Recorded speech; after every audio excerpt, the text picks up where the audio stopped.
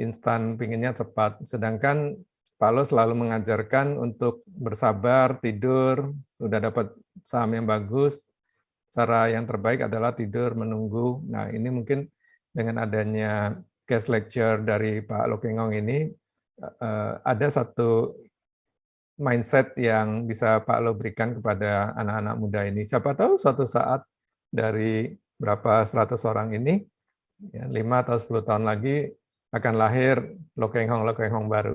Ya, amin. Baik, saya serahkan waktu. Mungkin Pak John ada yang mau ditambahkan sebelum kita ke Pak Lokenghong. Dari saya ingin mengucapkan terima kasih sebesar-besarnya pada Pak Lokenghong sudah menyempatkan waktu untuk hadir, dan juga pada mahasiswa. Ini adalah kesempatan besar yang bagus sekali gitu ya, untuk kalian bisa mendengar langsung dari seorang legenda nih di pasar modal. Dan jika ada pertanyaan yang ibaratnya masih terpendam gitu ya, nanti bisa ditanyakan langsung ke Pak Lokenghong saat Q&A. Dari saya cukup, Pak Lukas. Itu aja, tempat dan waktu dan tempat saya persilakan Pak Lokenghong. Terima kasih. Silakan Pak. Selamat pagi Pak Lukas, Pak John, mahasiswa, mahasiswi Prastia Mulia yang saya hormati. Terima kasih. Tidak bosan-bosannya Pak Lukas, Pak John mengundang saya untuk membagikan pengalaman berinvestasi di Bursa Efek Indonesia selama 33 tahun.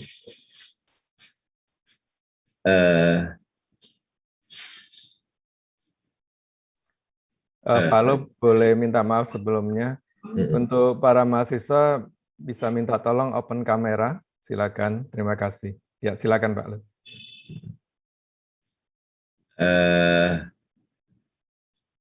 Saya dilahirkan di Jakarta 63 tahun yang lalu dan sampai saat ini masih tinggal di Jakarta. Ya. Saya dilahirkan dari keluarga yang tidak mampu, tidak seperti mahasiswa-mahasiswi Prastia Mulia yang bisa berkuliah di tempat yang bagus di Prastia Mulia.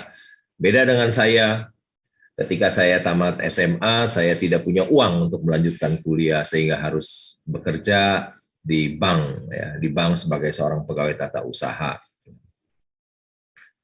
Jadi mahasiswa-mahasiswi Prastia Mulia adalah orang yang beruntung, yang mampu kuliah di universitas yang baik, ya, dengan kampus sebesar 110.000 meter. Saya kuliah, setelah saya bekerja sebagai seorang pegawai tata usaha, saya hidup hemat, gaji kecil, hidup hemat dan sederhana. Saya bisa melanjutkan kuliah lagi pada malam hari di universitas swasta yang tidak punya kampus, ya, universitas swasta yang tidak punya kampus, karena saya kuliah di seberang RSCM, gedung SMA pada pagi dan siang dipakai untuk SMA, tapi malam hari dikontrak oleh universitas untuk saya berkuliah di sana. Ya. Beda dengan Prastia Mulia yang punya kampus sendiri dan luasnya sampai 110.000 meter, ya, di BSD. Ya.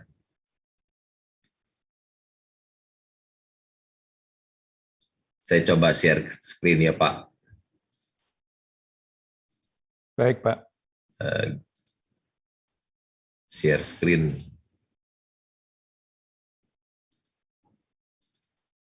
Pencet yang mana nih? Di bawah Pak. Di bawah ada share screen. Ya. Sini ya. Ya. Ya. Oke, sudah bisa Pak. Ya, ini ada kampus dari Harvard ya. Ada 1% dari alumni Harvard itu yang punya uang 30 juta dolar. Dari kira-kira 30 juta dolar kali 14.000 itu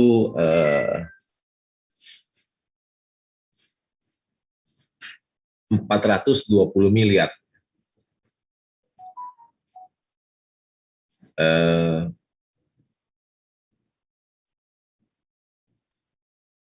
Jadi hanya 1% alumni Harvard itu yang punya uang 30 juta dolar, ya, kira-kira 420 miliar.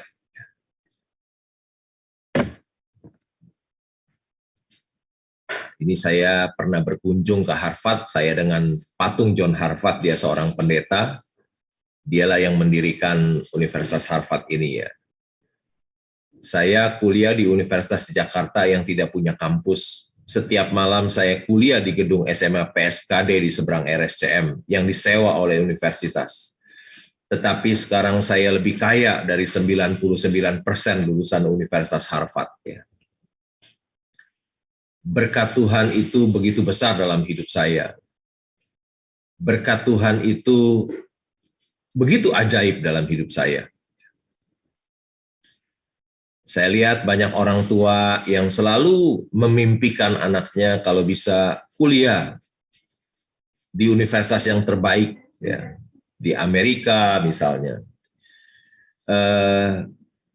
Kalau orang tuanya kaya tidak apa-apa. Tapi banyak orang kaya orang tuanya yang pas-pasan kuliahin anaknya ke Amerika, setelah anaknya kuliah di Amerika, orang tuanya bangkrut. Dan itu saya sering lihat ya. Jadi sebetulnya kalau Tuhan berkati hidup kita, meskipun kita kuliah di universitas di Indonesia, kita pun bisa menjadi orang yang sukses dan berhasil.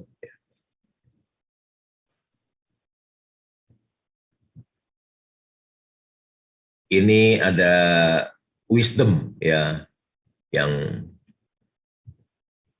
dibuat saya bersama dengan Pak Lukas, dengan Pak Tom Dean ya. Menjadi kaya adalah idaman hampir semua manusia di dunia. Tetapi sangat disayangkan waktu kita sekolah dari SD sampai perguruan tinggi, tidak ada mata pelajaran menjadi kaya. Ini ada bahasa Inggrisnya diterjemahkan oleh Pak Lukas nih. Becoming rich is the dream of almost all people in the world. But it is a shame when we study at school from elementary to university, there is no getting rich course. Ya. Tidak ada mata pelajaran menjadi kaya. Itu di situ ada gambar matematika yang rumit ya. Kita belajar integral, diferensial, sinus kosinus, tangen kotangen, sekan kosekan. Ya. Setelah saya tamat SMA 43 tahun, tidak pernah satu kali pun saya pakai integral, diferensial yang saya pergunakan. Saya hanya pakai matematika sederhana, tambah, bagi, kurang, kali, dan persentase. Ya. Ini juga wisdom, ya.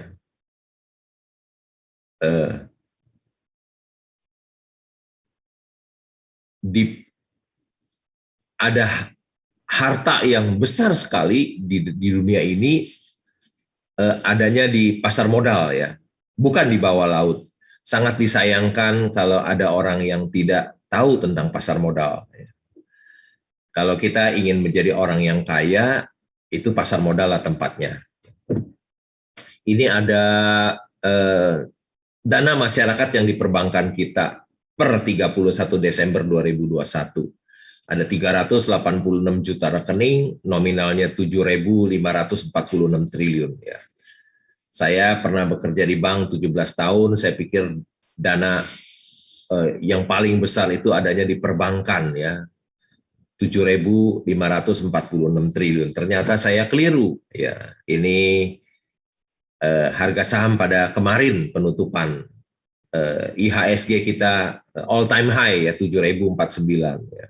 Itu kapitalisasi pasar kita itu 8.870 triliun. Ternyata saham-saham yang diperdagangkan di Bursa Efek Indonesia itu lebih besar daripada dana masyarakat yang ada di perbankan kita ya.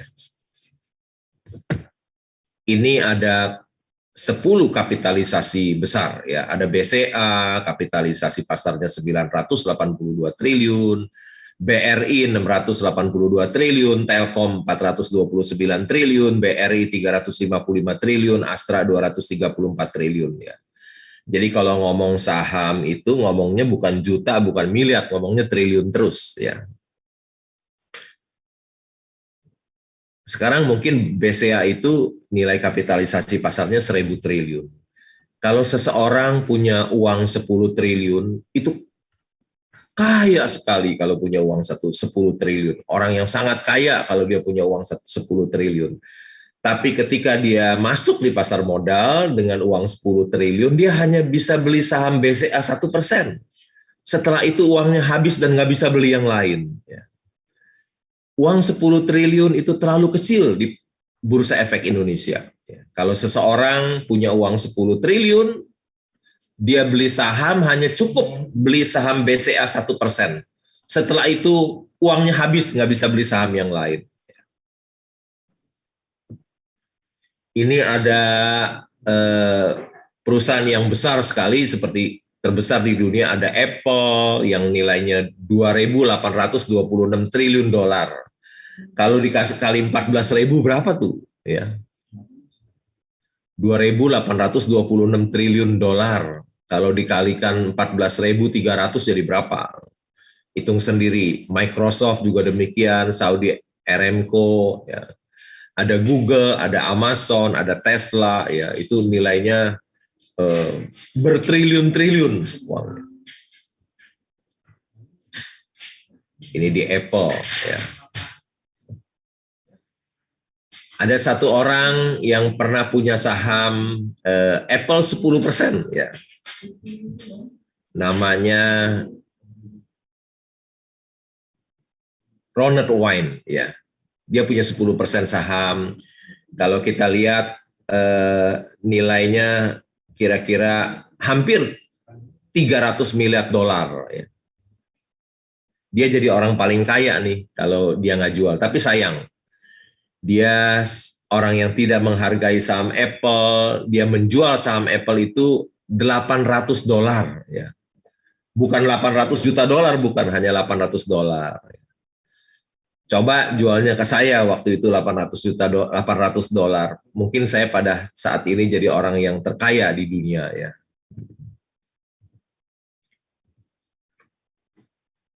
Ini ada pembungkus Indomie, ada huruf Arabnya, ya. Itu saya foto ketika saya ada di Abu Dhabi, ya. Perusahaan publik itu menghasilkan produk dan jasa bagi hidup kita. Ya. Ketika kita bangun pagi, biasanya kita ke toilet. Ketika kita ke toilet, kita lihat mereknya Toto. Oh, itu produk dari perusahaan publik.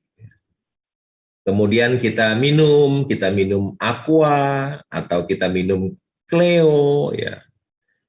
Aqua Cleo pun itu produk dari perusahaan publik.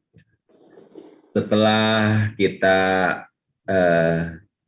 minum, mungkin kita mandi dengan sabun Lux, kita sikat gigi dengan Pepsodent, kita cuci baju dengan Rinso, itu semua produk dari Unilever, ya. Hampir seluruh keluarga di Indonesia pernah pakai produk dari Unilever ini. Setelah kita mandi, kita sarapan dengan Indomie, dengan telur, ya. Indomie sebungkus itu murah, mungkin hanya 3.000, ya. Yang rasanya enak dan murah. Sementara kita makan Indomie, sarapan Indomie, mungkin kita lihat TV, kita mau lihat kejadian di seluruh dunia. Mungkin kita putar Indosiar, ya, Antv, SCTV, RCTI, ya, itu semua TV dari perusahaan publik, ya. Ada 4 MNC memiliki 4 perusahaan TV, ya. Ada RCTI, ada MNC TV, dan lain-lain. Yang bukan kebetulan, saya adalah pemegang saham di sana terbesar nomor 2 di sana. Kemudian setelah kita selesai sarapan, kita ke kampus, ya, atau ke kantor, kita naik mobil Avanza, mobil 1 juta umat yang kita beli dari Astra Internasional, itu juga Astra Internasional juga perusahaan publik. Kacanya dari mana? Kacanya yang buat bisa Asahi Mas, bisa Mulia Glass, ya. Bannya siapa yang buat? Bannya bisa dari Goodyear, dari Bridgestone, dari bisa dari Gajah Tunggal, ya. Yang adalah Gajah Tunggal adalah perusahaan terbesar di Asia Tenggara, pabrik ban terbesar di Asia Tenggara. Yang saya terdaftar sebagai pemegang saham nomor 3 terbesar di pabrik ban Gajah Tunggal itu. Kemudian terus kita bisa lanjut sampai malam, ya, kita pakai produk dan jasa dari perusahaan publik.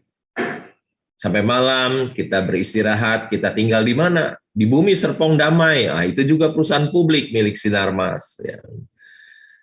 Atau tinggal di mana? Tinggal di Alam Sutra, itu juga perusahaan publik, milik perusahaan publik. Tinggal di mana? Di Sumarekon Serpong, itu juga perusahaan publik. Ya, jadi dari pagi hingga malam hari kita pakai produk dan jasa dari perusahaan publik. Mengapa saya berinvestasi di Bursa Efek Indonesia? Karena perusahaan publik itu banyak menciptakan lapangan pekerjaan. Astra itu ada 214.000 karyawan yang bekerja di Astra Internasional. Ada 214.000 orang yang mendapatkan kesejahteraan dari Astra Internasional. Belum dia punya dealer, belum dia punya supplier, dan lain-lain. Ya. Makin banyak lapangan pekerjaan tercipta, makin sejahtera bangsa dan negara kita. Ya. Makin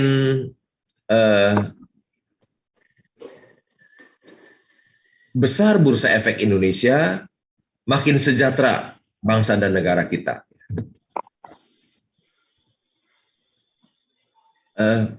Perusahaan publik juga adalah pembayar pajak yang terbesar. Ini pajak yang dibayarkan oleh Gudang Garam selama tahun 2019 dan 2020. Ya. Tahun 2019 Gudang Garam membayar pajak sekitar 70 triliun. Tahun 2020 Gudang Garam membayar pajak 80 triliun. Jadi 2 tahun ini Gudang Garam itu membayar pajak kepada negara 150 triliun. Luar biasa. Pajak dipakai untuk pembangunan, untuk membayar gaji, ya, dan lain-lain, untuk membantu rakyat miskin. Bayar pajak adalah bukti cinta kita kepada negeri tercinta. Ya. Kalau dahulu di dalam zaman penjajahan Belanda, untuk membuktikan cinta kita kepada negeri tercinta ini, kita harus sampai mengorbankan nyawa kita. Tapi sekarang penjajah Belanda sudah tidak ada, nggak perlu kita mengorbankan nyawa kita.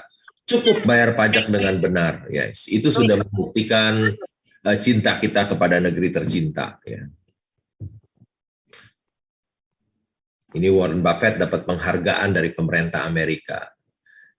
Seringkali kita punya pikiran yang negatif kepada seorang investor saham, bahwa seorang investor saham itu adalah seorang penjudi. Tapi kita tidak pernah terfikir seorang investor saham bisa dapat penghargaan dari pemerintah. Ya, seperti Warren Buffett dapat penghargaan dari pemerintah Amerika. Bursa Efek Indonesia memberikan imbal hasil yang tertinggi di dunia untuk investor jangka panjang. Ya. Saya bersyukur saya ada di dalamnya. Ya. Bursa Efek Indonesia memberikan imbal hasil yang tertinggi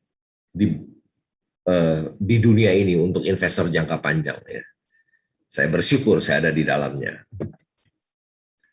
Saya pernah bekerja di bank 17 tahun, tapi saya tidak mau taruh uang di bank karena bunganya kecil sekali. Ya.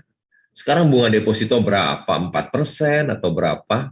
Saya nggak tahu karena saya nggak pernah taruh deposito. Ya, meskipun saya kerja di bank sudah 17 tahun, saya taruh uang di bank hanya untuk keperluan sehari-hari saja saya, untuk bayar keperluan sehari-hari. Uang besar saya tidak mau taruh uang di bank, saya belikan saham ya.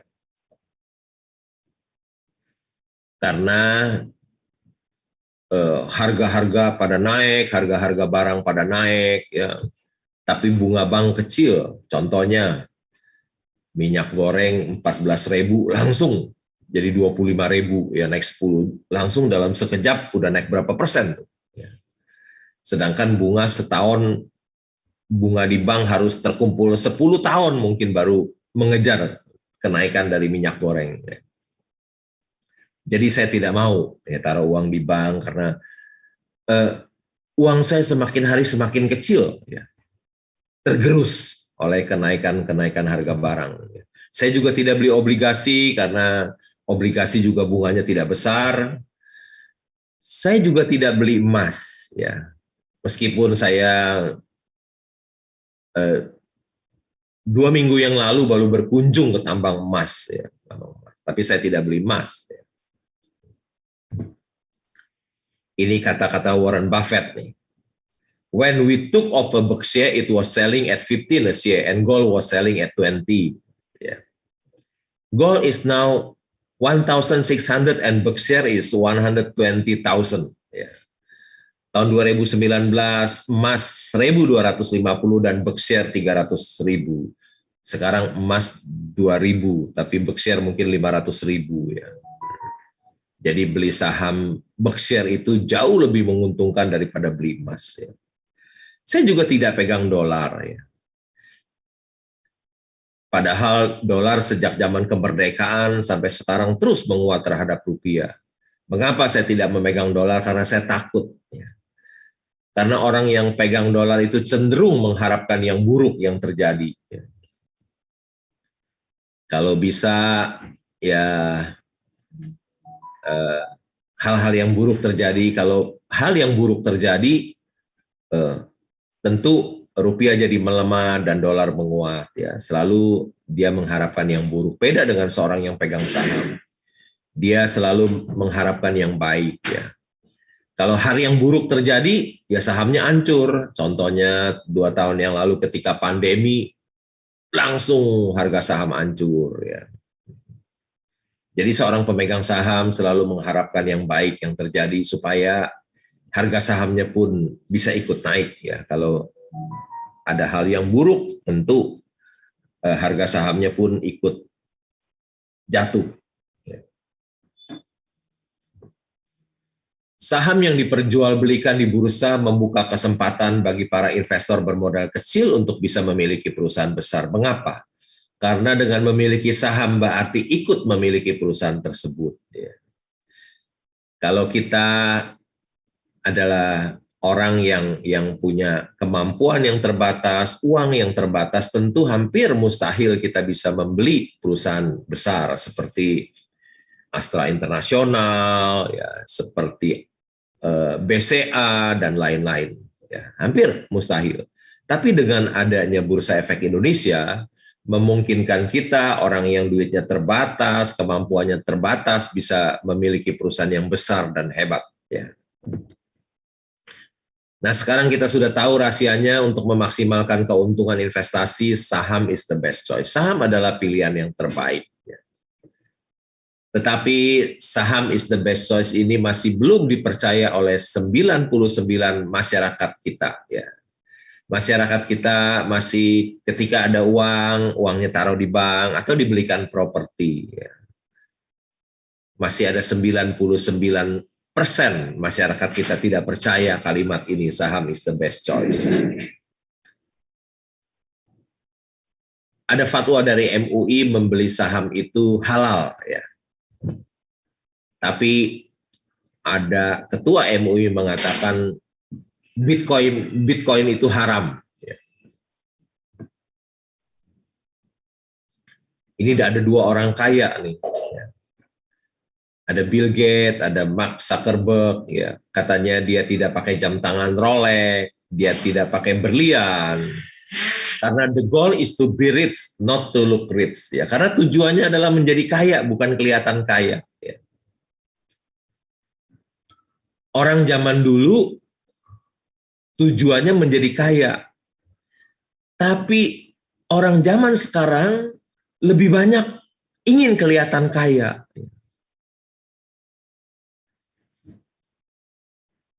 Menjadi kaya itu penting, kelihatan kaya tidak penting.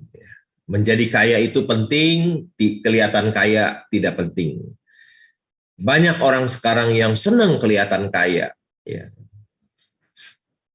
Karena ingin terlihat kaya membutuhkan menghabiskan uang banyak, jadi tidak bisa kaya. Ini ada Mike Tyson ya, ketika dia orang tidak punya, ketika dia berhasil menjadi juara dunia, dia bisa mendapatkan uang 400 juta dolar. 400 juta dolar itu kira-kira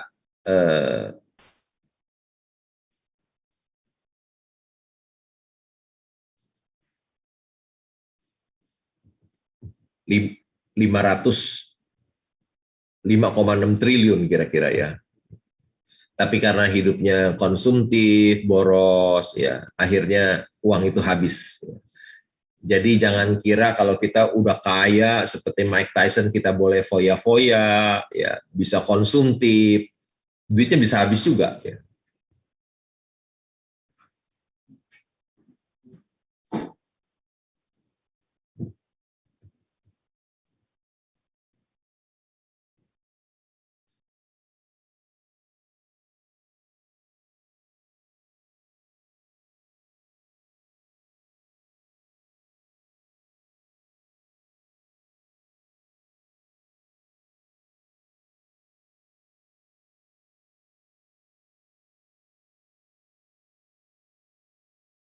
Pak Lo, sorry Pak, ke-mute ya Pak.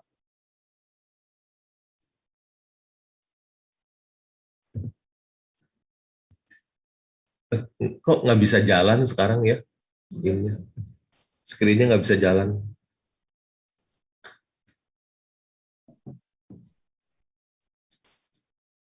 Oh, ini bisa ya? Udah bisa. Jalan, Udah ya, bisa. ya. Orang yang tidak dapat menggandakan uang mencari pengikut sebanyak-banyaknya untuk dimanfaatkan agar ia menjadi kaya, bukan pengikutnya yang kaya, tapi orang yang dapat menggandakan uang tidak mau pengikut seorang pun.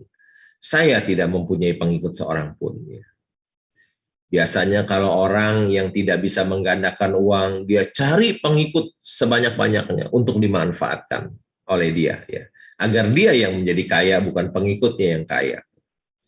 Tapi orang yang dapat menggandakan uang tidak mau pengikut seorang pun. Saya tidak mempunyai pengikut seorang pun. Ya. Ini terinspirasi dari seseorang yang katanya dulu bisa menggandakan uang.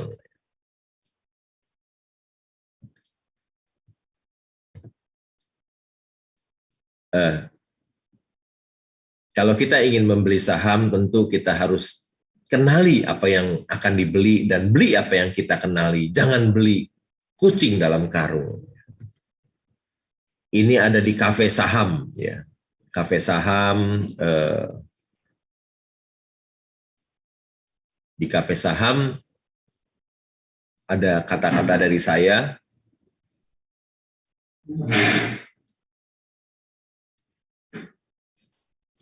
Tuhan itu maha pengampun, tapi bursa saham tidak kenal belas kasihan. Ya, tidak pernah memberi ampun kepada orang yang tidak memahami saham apa yang dia beli.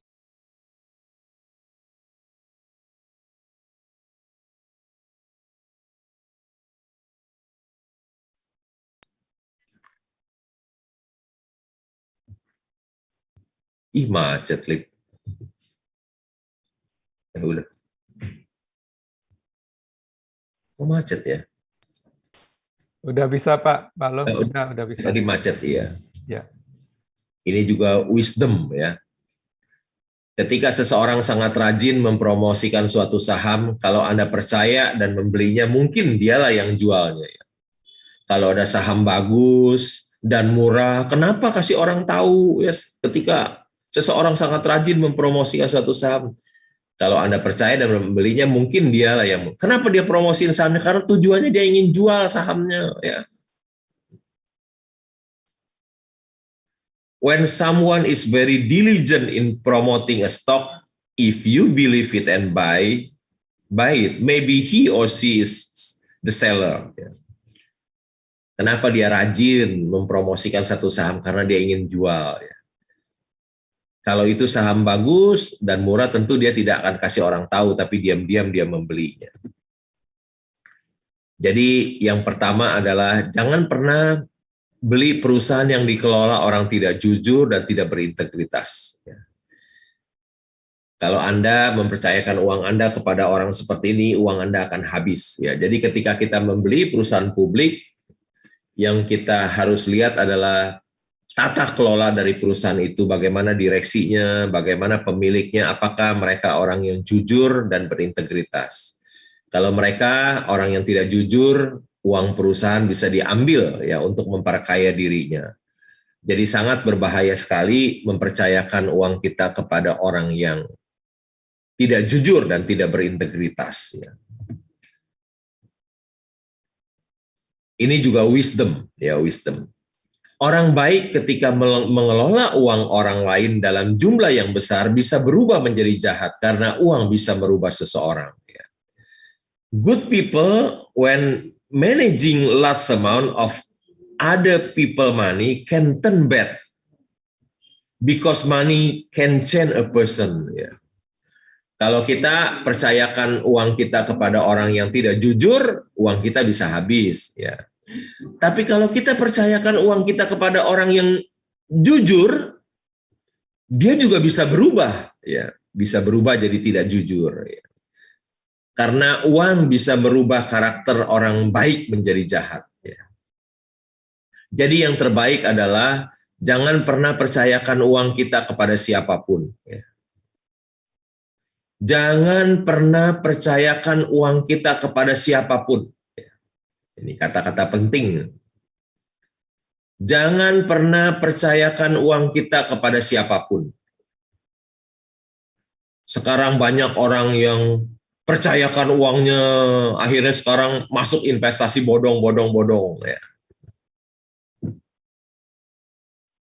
Kemudian belilah perusahaan yang bidang usahanya baik. Ini contoh bidang usahanya jelek. Ini Garuda Indonesia. Tahun 2017 belum COVID, ruginya 213 juta dolar. Tahun 2018 rugi lagi 175 juta dolar. Belum COVID 2017 udah rugi. Terus ini ketutup 2020 rugi lagi 2,5 miliar dolar. Sekarang 9 bulan 2021 rugi lagi 1,6 miliar dolar. 4 miliar dolar ruginya Garuda. Nah, ini ada mantan komisaris di Garuda, Peter Gonta, sebut Khairul Tanjung rugi 11 triliun di Garuda. Pak, Khairul Tanjung ini bukan orang sembarangan loh, orang hebat loh. Mantan Menko Equin. Tapi beli saham bisa rugi juga. Jadi kalau mahasiswa Prastia Mulia beli saham rugi, ya jamaklah, namanya kuliah aja belum tamat, baru mahasiswa. Yang udah Menko aja bisa rugi kok, 11 triliun. Jabatannya lebih tinggi loh dari Menteri Keuangan. Ini kata Peter Gonta di bisnis.com. Belilah perusahaan-perusahaan yang labanya besar. Ini contohnya BCA tahun 2016 labanya 20 triliun, 2017 23 triliun, 2018 25 triliun, 2016 28 triliun, kemudian 2020 ada Covid, banyak pencadangan kredit macet turun sedikit 27,1 triliun, dan 2021 31,4 triliun, terus bertumbuh. Udah perusahaannya untung besar, growing lagi, bertumbuh. Kalau kita memiliki perusahaan yang untung besar, kita seperti memiliki mesin pencetak uang. Kalau kita cetak uang, kita akan ditangkap polisi, tapi ketika kita memiliki perusahaan yang untung besar, sama seperti kita memiliki mesin pencetak uang. Ini contoh harga saham IPO BCA 22 tahun yang lalu. BCA IPO di harga 1.400 ya. Sudah split 4 kali, jadi 1 menjadi 2, 2 menjadi 4, 4 menjadi 8, terakhir 8 di split 5 jadi 40 ya. Kalau harga sahamnya 7950 dikali 40 itu jadi 318.000 ya.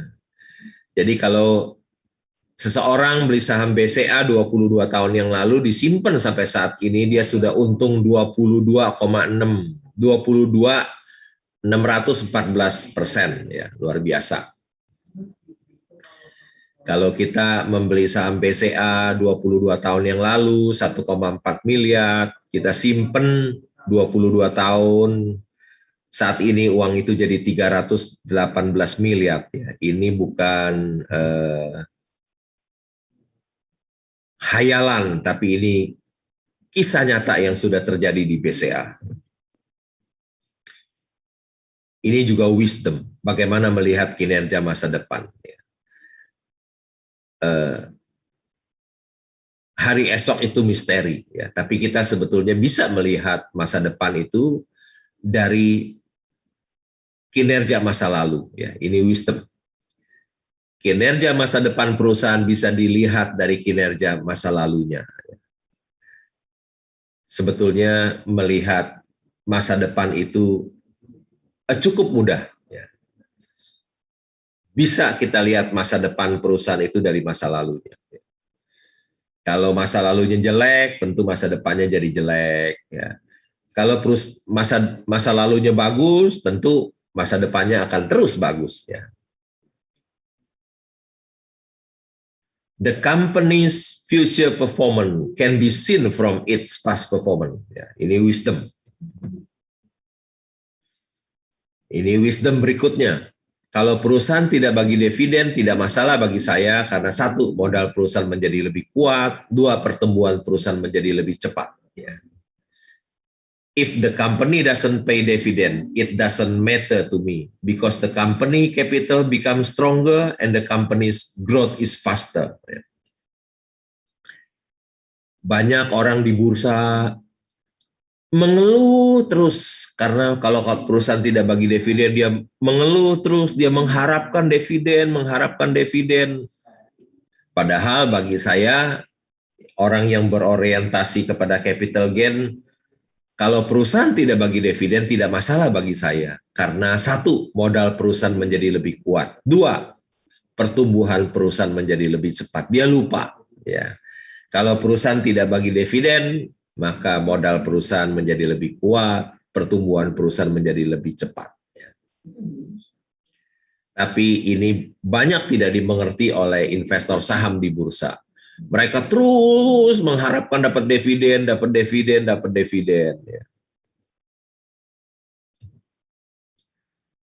Ketika kita sudah memiliki saham perusahaan yang hebat, yang terbaik adalah tidur. Investor saham yang tidur bukan saja akan mendapatkan cuan yang besar, tidur juga bisa meningkatkan imunitas, sehingga bisa terhindar dari COVID-19.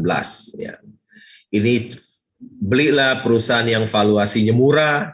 Ya, ini contoh. Ya. Yang pertama, Bank CIMB, ya, asetnya 310 triliun, ya. Harga sahamnya hanya 1000-an, ya. Nilai bukunya 1.726. Jadi nilai buku harga sahamnya di bawah nilai buku, ya. Labanya 4 triliun. Yang satu lagi Bank Jago, ya. Harganya di atas 10.000, ya.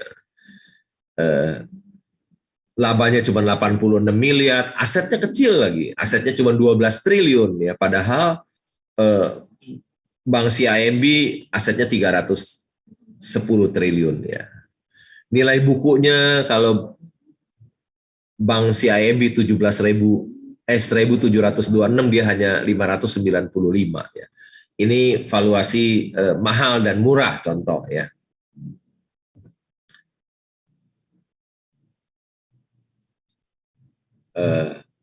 Bank CIMB PI-nya 6,5 kali. Tetapi Bank Jago PI-nya 2.335 kali. Ya.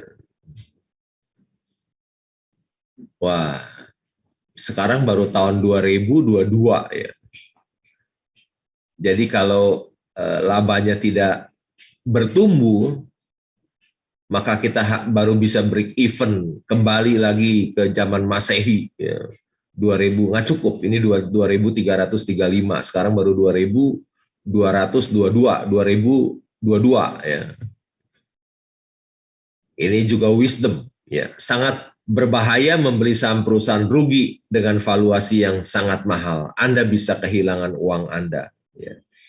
It is very dangerous to buy share of a lost company at a very expensive valuation. You could lose your money.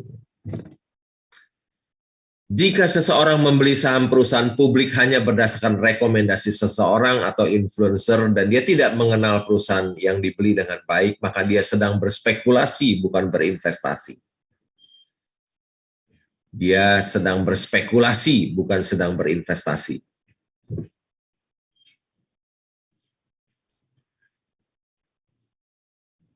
Ada saham-saham di bursa itu yang kinerjanya bagus, labanya besar, harga sahamnya murah, ya. Tapi tidak naik-naik, ya. Ini juga wisdom. Jadi saya mengatakan, saya tidak percaya bahwa harga perusahaan yang bagus dan murah tidak naik harganya dalam jangka panjang. I don't believe that the price of a good and undervalued company won't go up in the long run. Ini saya berkesempatan mengunjungi tambang milik Indika Energy, ya, Kideko Jaya Agung. Tambang batu bara terbesar nomor 3 di Indonesia, ini open pits, ya, tambang terbuka. Pada tahun 2016, ya, harga sahamnya turun ke 100-an. Jumlah sahamnya 5.210 kali 100-an itu kira-kira market cap-nya hanya 520 miliar. Sedangkan ekuitasnya ada 667 juta dolar, kira-kira 9 triliun. Ya. Ada satu perusahaan yang harga sahamnya 110, nilai bukunya 1.600. Tentu ini adalah Mercy yang dijual di harga bajai. Dan saya melakukan pembelian menjadi seorang pemegang saham, akhirnya menjadi pemegang saham nomor 4 terbesar di Indika Energy.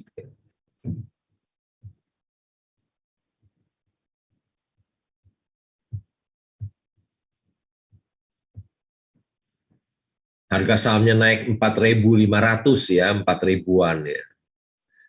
Dan ketika tahun 2018 itu di harga 4.000-an saya pergi dengan Pak Lukas mengunjungi seorang sahabat, ya, Pak Sukarto Buyung, dan di tengah jalan terus saya menjual ya di hadapan Pak Lukas saham Indika Energy saya itu di harga 4.000-an ya.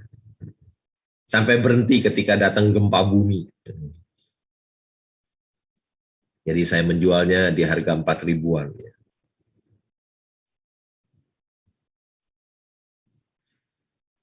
Ini juga wisdom ya. Semua orang mengatakan membeli saham itu high risk high gain ya. Membeli saham itu high risk high gain ya. Tapi saya tidak setuju.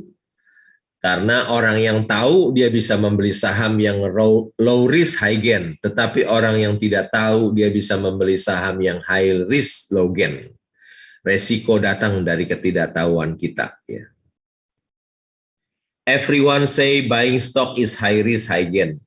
I do not agree because knowledgeable people can choose stock that are low risk, high gain. But an uninformed person can buy high risk, low gain stock. Risk come from our ignorance. Jadi ketika saya membeli saham Indika Energy yang nilai buku per sahamnya 1.600, harga sahamnya 100, itu bukan high risk high gain, itu adalah low risk high gain. saya membeli Mercy harga bajai, ya. Tentu saja low risk high gain. Tapi orang yang tidak tahu dia bisa membeli saham yang high risk low gain, dia bisa membeli bajai harga Mercy. Invest in bad time, ya. Ini juga wisdom. Invest in bad time and sell in good time, and you will get rich. Ya. Ini investment wisdom yang bisa, kalimat ini yang bisa bikin kita kaya. Ya. Ketika bad time, semuanya murah, ya kita membeli, kemudian kita menyimpannya. Ya. Ketika good time, ya kita menjualnya dan kita bisa menjadi kaya. Menjadi kaya itu sederhana, cuman melakukan hal seperti ini aja, very simple. Ya. Kedewasaan seorang investor saham baru dapat dilihat ketika harga saham jatuh, bukan ketika naik. Ya. Kalau saham lagi all time high seperti sekarang, IHSG di 7.000, wah banyak yang untung nih. Banyak yang orang yang jagoan-jagoan saham bermunculan, ya, bermunculan. Tapi ketika saham jatuh, misalnya seperti 2 tahun yang lalu ketika pandemi, waduh, baru kedewasaan seorang investor saham baru bisa terlihat, ya, terlihat. Kalau sekarang semuanya untung, jagoan-jagoan semua, ya. Tapi coba lihat 2 tahun yang lalu, siapa yang jagoan, siapa yang jadi pecundang. Ya. Ini wisdom, kedewasaan seorang investor saham baru dapat dilihat ketika harga saham jatuh, bukan ketika naik. Bukan seperti sekarang nih, IHSG lagi 7.000 lebih. Ya. The maturity of a new stock investor can be seen when the stock price falls, not when it rises. Ya. Sukses berinvestasi dimulai dari mengenal perusahaan. Jika bagus karena ada pandemi, kinerja akan memburuk. Saya sabar menunggu hingga harga sahamnya turun. Baru beli jika harganya ternyata naik, berarti belum rezeki saya. Ya. Saya ingin membeli satu saham. Ya. Saya ingin harga saham itu turun sedikit lagi, baru saya masuk. Ya. Ternyata dia nggak turun lagi, malah dia naik ke atas. Ya sudah. Saya pikir itu bukan rezeki saya, belum rezeki saya, masih rezeki orang lain, nggak apa-apa. Ya. Kita syukuri aja. Ini juga Indah Kiat, ya. Saya membeli saham Indah Kiat di harga 1.000, sekarang naik ke 20.000. Saham Indah Kiat telah memperkaya saya, teman-teman saya yang mengikuti saya, dan investor-investor saham yang memilikinya. Ini ada Pak Lukas menggambarkan, ya, ada seorang koruptor yang mengatakan uang korupsi saya kalah banyak nih. Ya. Ada seorang koruptor, dia mengatakan uang korupsinya kalah banyak. Ya pasti, ya. Koruptor sekarang dapatnya sedikit-sedikit. Ya. Kita bisa baca di koran, OTT ketangkap tangan, cuman berapa sih uangnya? Ya, sedikit. Pasti kalah dengan seorang investor saham. Ya. Jadi kalau mahasiswi Prastia Mulia ingin bercita-cita jadi koruptor, mulai pagi ini cita-citanya harus dibuang. Ya, harus dibuang. Buat apa jadi koruptor? Ya, sedikit dapatnya, belum kalau ketangkap juga malu. Ya, malu. Lebih baik daripada jadi koruptor, jauh lebih baik menjadi seorang investor saham. Betapa mudahnya mendapatkan uang di sini, ya, mendapatkan uang di bursa itu mudah sekali, nggak capek, ya seperti orang berusaha di sektor real. Ya. Tuh lihat tuh, gokil. Kata CNBC Indonesia, gokil, Warren Buffett cuan gede, 1.720 triliun dari Apple. Coba mau dagang apa yang bisa untung 1.720 triliun, mau dagang apa? Ayo. Ayo mahasiswa Prastia Mulia, coba mau dagang apa yang bisa untung 1.720 triliun? Ya. Mau dagang apa? Yuk. Dan yang untung 1.720 triliun hanya beli saham Apple. Dan yang beli usianya sudah 90 tahun. Ya. Siapa orang kakek-kakek umur 9 tahun dagang, beli saham, untungnya 1.720 triliun.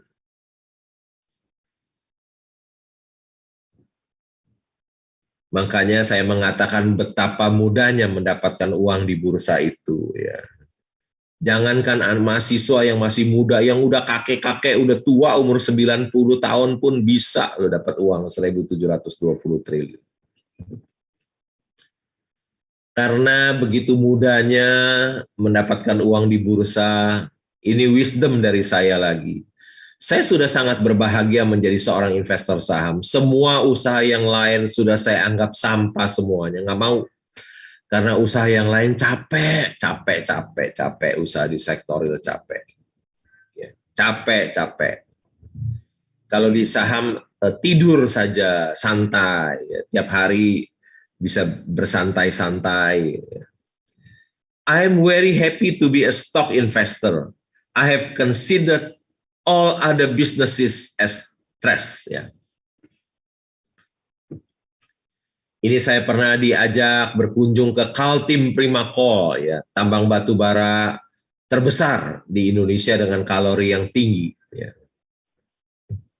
Ini salah satu open pits tambang batu bara yang terbuka, ya, bersama salah satu direktur. Ya. Ya, ke tambangnya dia punya airport sendiri di tambang. Ya. Ada 1.001 macam strategi investasi di bursa saham, tapi yang terbaik adalah ini, satu saja yang terbaik. Disebut juga buy and hold. Rip Van Winkle adalah tokoh dalam novel karya Washington Irving 1819. Ia suka tidur suatu hari, ia tidur di bawah sebuah pohon. Dan baru bangun 20 tahun kemudian. Setelah mendusin, ia menyadari bahwa segala sesuatu telah berubah. Istrinya yang galak dan para sahabatnya telah meninggal. Ini wisdom juga. Ya. Tidur adalah jalan untuk meraih kekayaan. Ya, tidak bertindak adalah suatu tindakan yang bagus jika kita sudah memiliki saham perusahaan yang hebat. Ya. A wise investor can make money while he sleeps. Sleep is the path to wealth. Inaction is a good thing if we already have a great company stock. Ya. Ini wisdom dari Warren Buffett. Ya, tadi ini wisdom dari Warren Buffett ke-44. Warren Buffett dan partnernya Charlie Munger mempraktekkan do nothing investing. Do nothing investing, tidak melakukan apa-apa. Ya. Ketika sudah memiliki wonderful company, mereka tidur-tidur saja, santai-santai saja. Ini strategi dari Warren Buffett. Yang ketujuh, tidur itu kaya. Ya. Our portfolio show little change. We continue to make more money when snoring than when active. Ya. Jadi Warren Buffett itu mendapatkan uang lebih banyak ketika dia sedang ngorok. Wah, luar biasa. Orang harus kerja keras, tapi Warren Buffett mendapatkan uang itu ketika lebih banyak uang ketika dia sedang ngorok daripada dengan aktif. Ini dari wakilnya Warren Buffett, Charlie Munger. The big money is not in buying and selling the stock, but in waiting. Uang besar itu didapat bukan dari jual beli saham, bukan, tapi dari menunggu. Bukan jual beli saham, bukan seperti trader atau scalping. Ya. Mereka hanya dapat uang receh. Tapi kalau big money is not from buying and selling the stock, but in waiting. Jeff Bezos bertemu dengan Warren Buffett. Jeff Bezos mengatakan, Warren, your investing strategy is so simple. Why doesn't everyone just copy you? Dia bilang, Warren Buffett, strategi investasimu itu begitu sederhana. Simple itu mudah dan sederhana. Di depannya ada so. Artinya begitu mudah dan begitu sederhana. Gampang. Tinggal copy aja, tinggal copy. Nggak ada yang susah. Semuanya strategi Warren Buffett itu so simple, begitu mudah. Tinggal copy aja.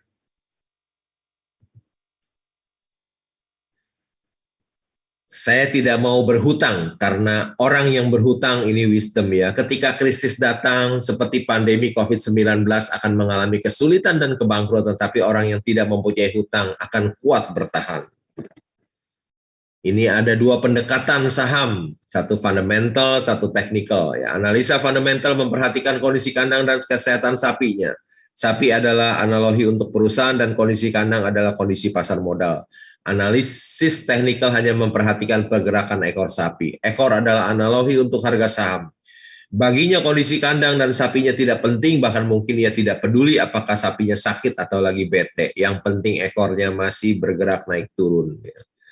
Ini adalah buku Intelligent Investor tahun 1949 ketika Warren Buffett umur 19 tahun dia membaca buku ini. Di dalam pengantar buku ini, gurunya Warren Buffett, Benjamin Graham ini menuliskan, "We do not hesitate to declare that this approach is as fallacious as it is popular." Jadi pendekatan teknikal itu fallacious ya. Saya tidak tahu arti fallacious ini sehingga saya perlu buka Kamus Inggris Indonesia karangan Hasan Sadli ya, yang artinya tidak benar, keliru, dan menyesatkan. Jadi pendekatan teknikal itu, kata gurunya Warren Buffett, itu tidak benar, keliru, dan menyesatkan. Ini ada satu buku yang bagus sekali tentang Warren Buffett. Ya. Di situ dituliskan, menurut Warren Buffett, analisis yang hanya didasarkan pada grafik, volume, dan pergerakan harga tidak berarti apa-apa kecuali omong kosong, tidak bermakna. Ya. Ini strategi Warren Buffett ke-55, tidak perlu analisis teknikal.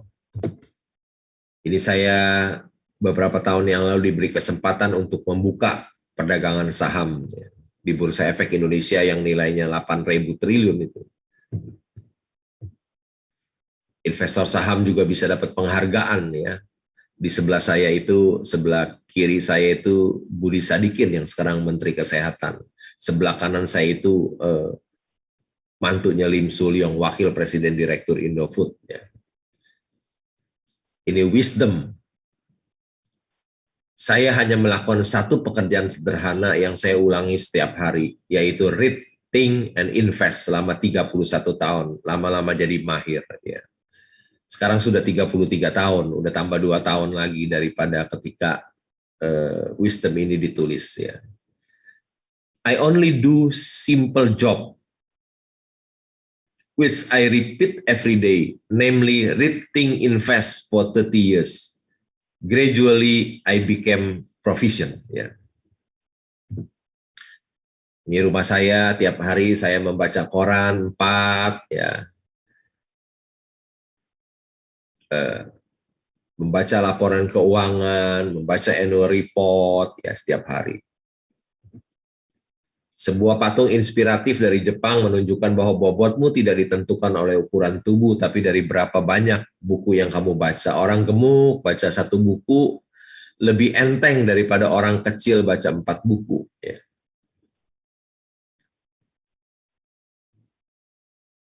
Orang yang banyak membaca, dia jadi banyak tahu.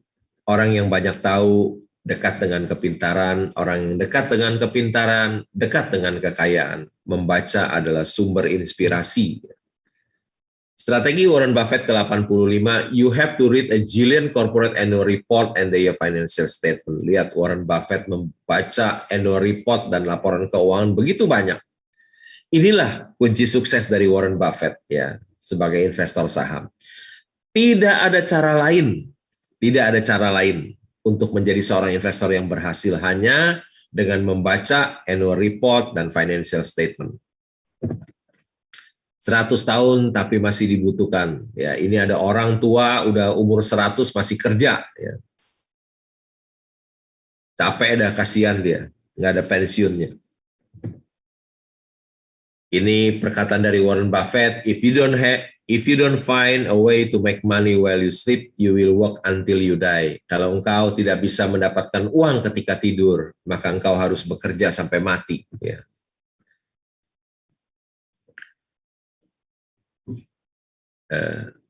Wisdom ini di sini dikatakan di gambar ini, saya tidak punya kantor, ada 5 hal yang saya tidak punya, ya. Yang kebanyakan orang punya, ya. Tapi saya tidak iri, ya. Tidak pernah iri. Saya tidak punya kantor, tiap hari di rumah, sudah WFH 26 tahun di rumah. Ada orang mengatakan kita lagi baru mikir nih bagaimana bisa kerja dari rumah. Ternyata Bapak yang gaptek sudah bekerja dari rumah 26 tahun. Saya tidak punya kantor, saya tidak punya pelanggan satupun.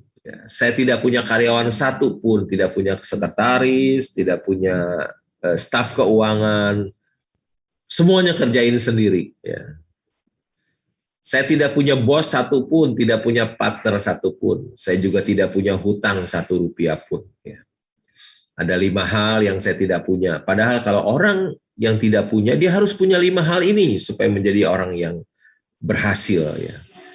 Tapi saya orang yang tidak punya, bisa menjadi seorang triliuner tanpa kantor, tanpa pelanggan, tanpa karyawan, tanpa bos, dan tanpa hutang. Ya. Berkat Tuhan itu begitu besar dalam hidup saya. Ya. Berkat Tuhan itu begitu ajaib dalam hidup saya.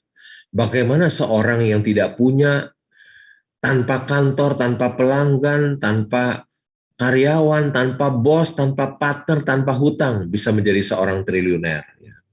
Itu karena berkat Tuhan yang ajaib dalam hidup saya. Warren Buffett punya uang 100 miliar dolar, tapi ada satu yang dia tidak bisa beli. Apa itu? Waktu. Ya.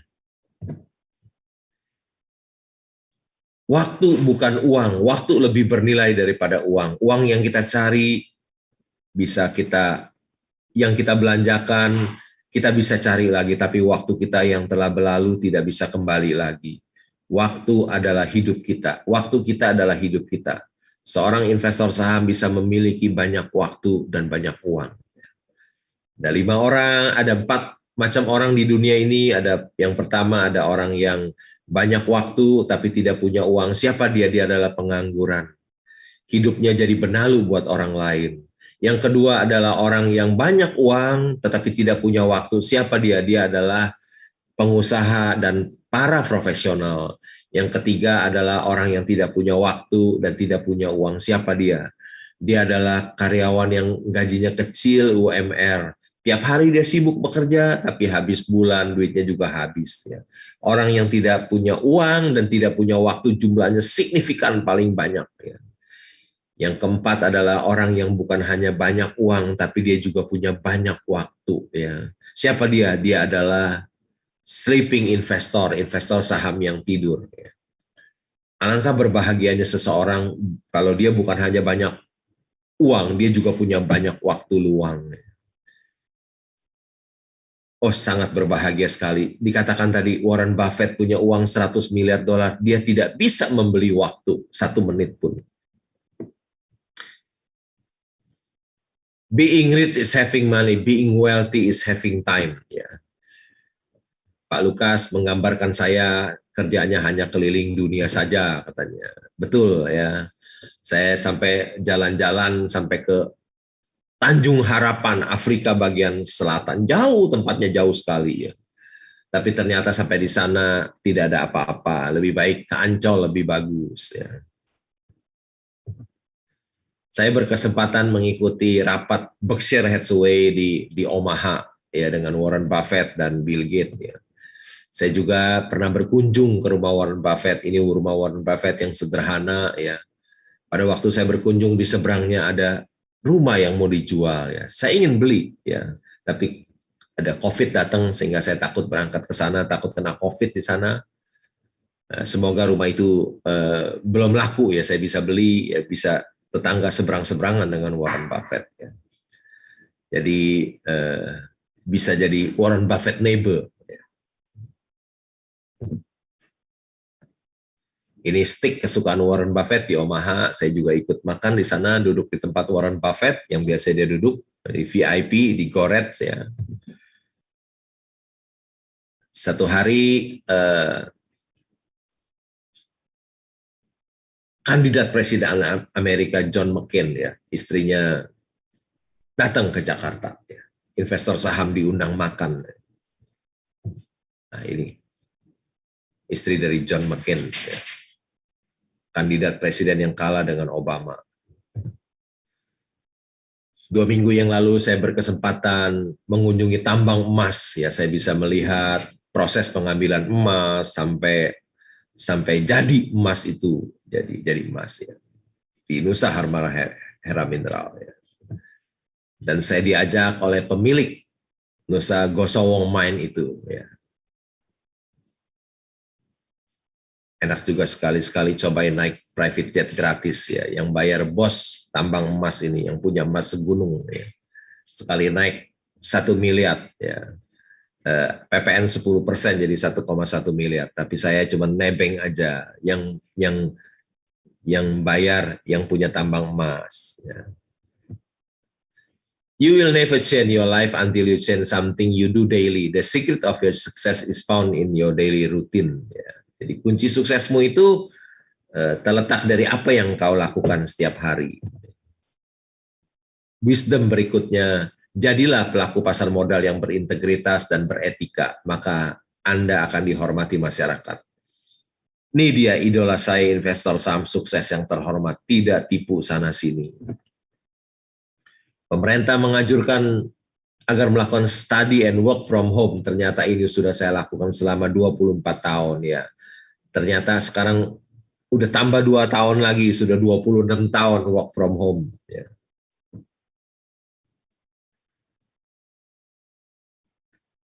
Ketika pandemi, para pekerja work from home sudah 2 tahun, ternyata saya sudah 26 tahun ya work from home.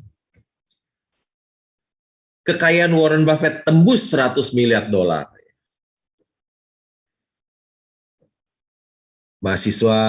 Mahasiswi Prastia Mulia, carilah uang sebanyak-banyaknya.